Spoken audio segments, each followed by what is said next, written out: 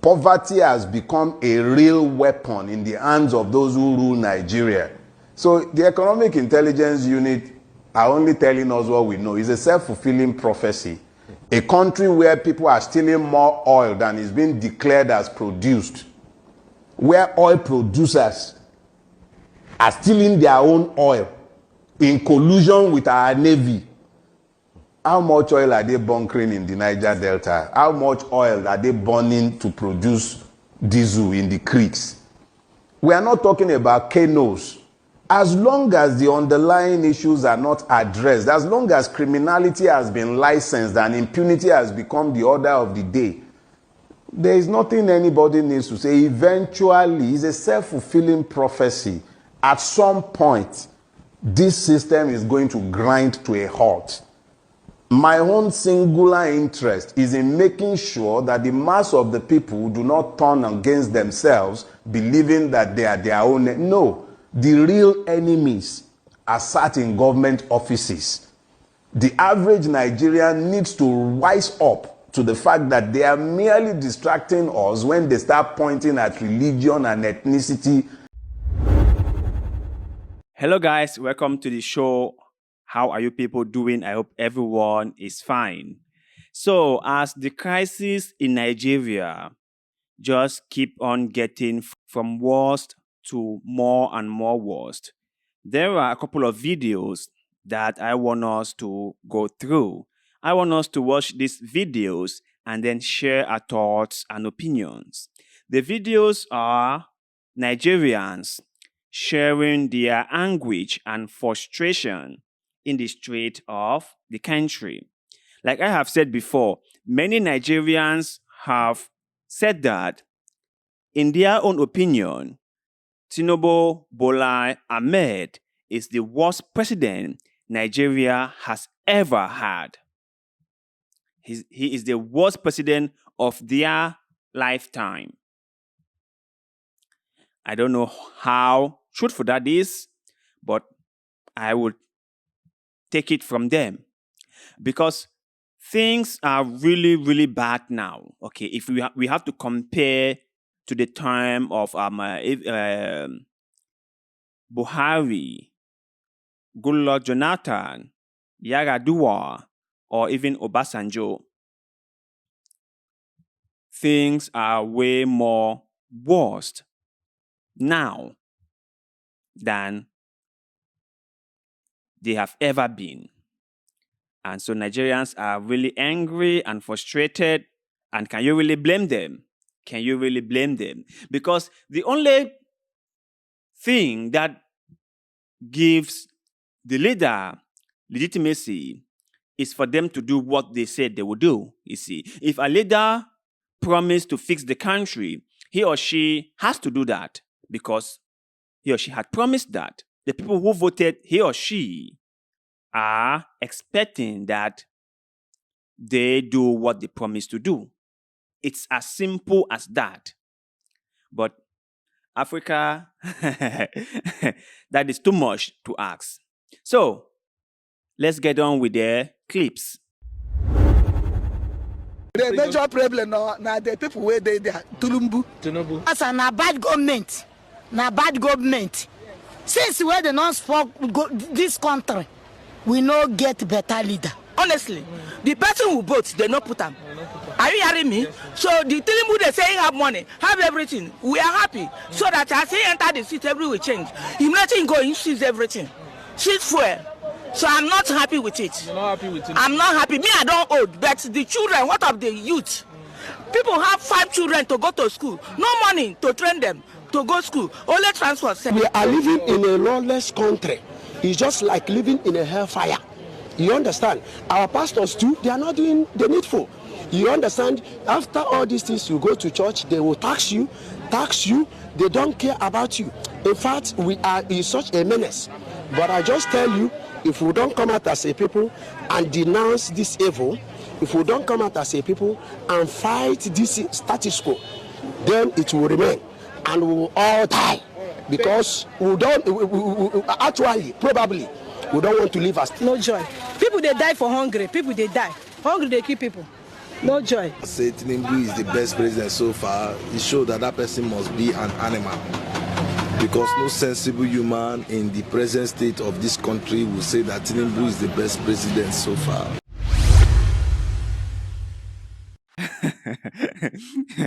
Pardon my laughter. It's just the way the people are saying it that is making me laugh. Some of them are saying that the person they voted was not the one who won the election, which means that some magu-magu might have taken place. Something might have gone wrong along the way. And some other people are also saying that the pastors are not making matters any better. Like that the pastors have also joined the politicians to wipe the people of everything. They are also there taking away from the people, extracting from the people, milking the people. That after the government have taken everything from them through their price hikes and taxes, when they go to church, the pastors will also tax them through offerings and tithe. So it's like there is no way for the common person. He or she is just caught in between the politicians and the men of God. This is really, really sad. You know, if you live in a society where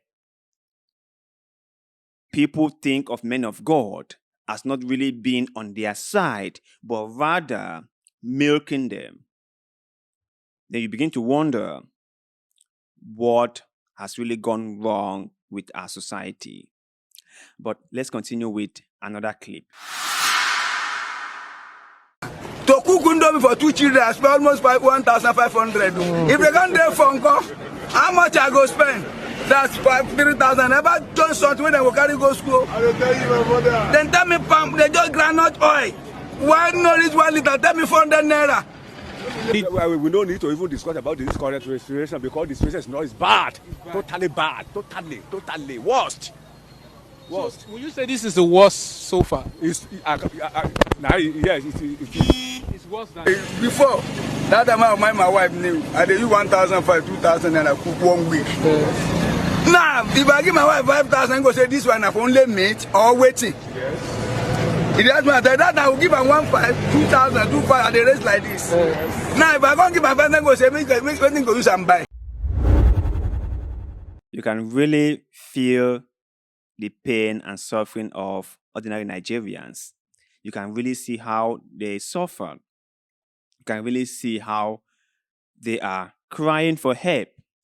And somehow the leadership will say that we also are doing our best.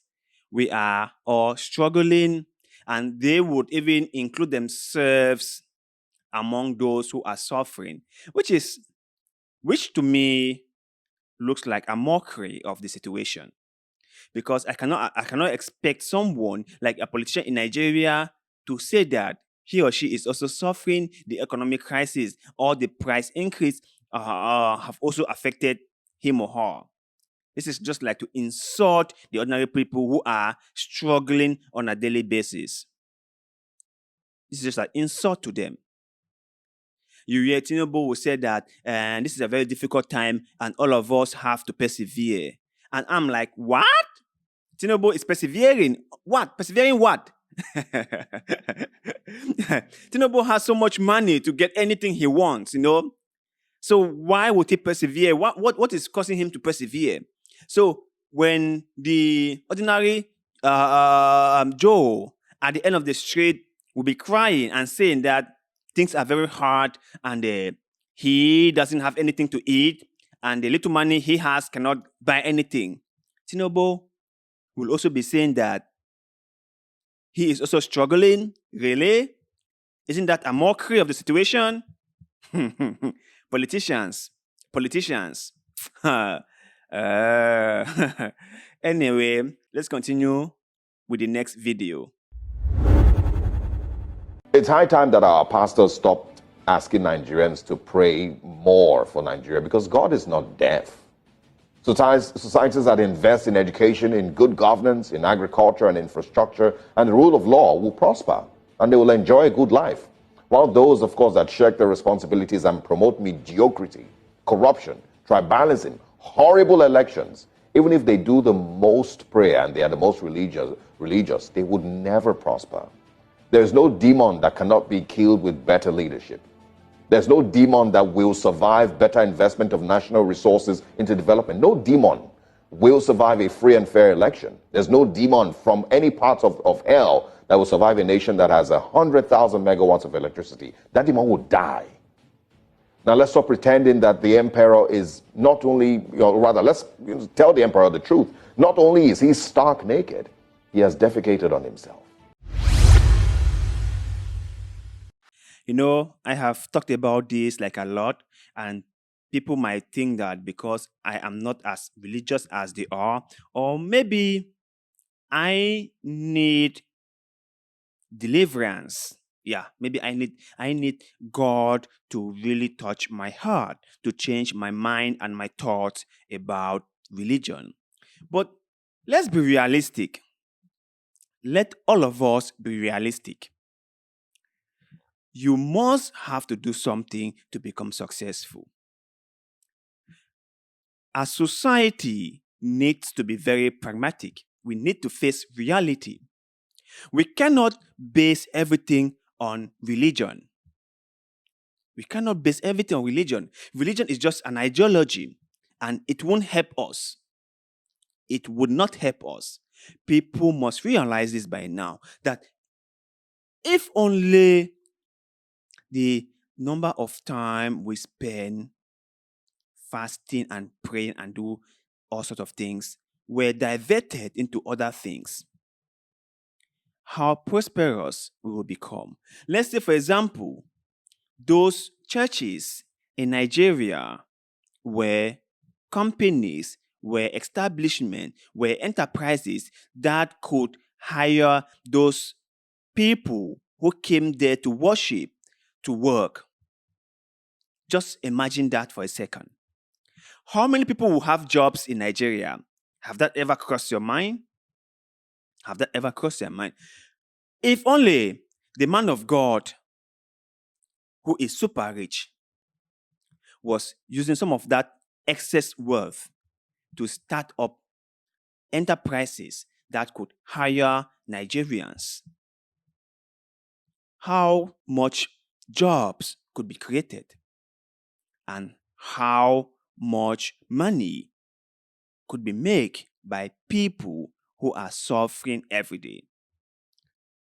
So my brothers and sisters, when it comes to this religious thing in Africa, my stand stays the same. I will not change my stand on it. I believe that people should focus more on creating wealth for themselves rather than on religion.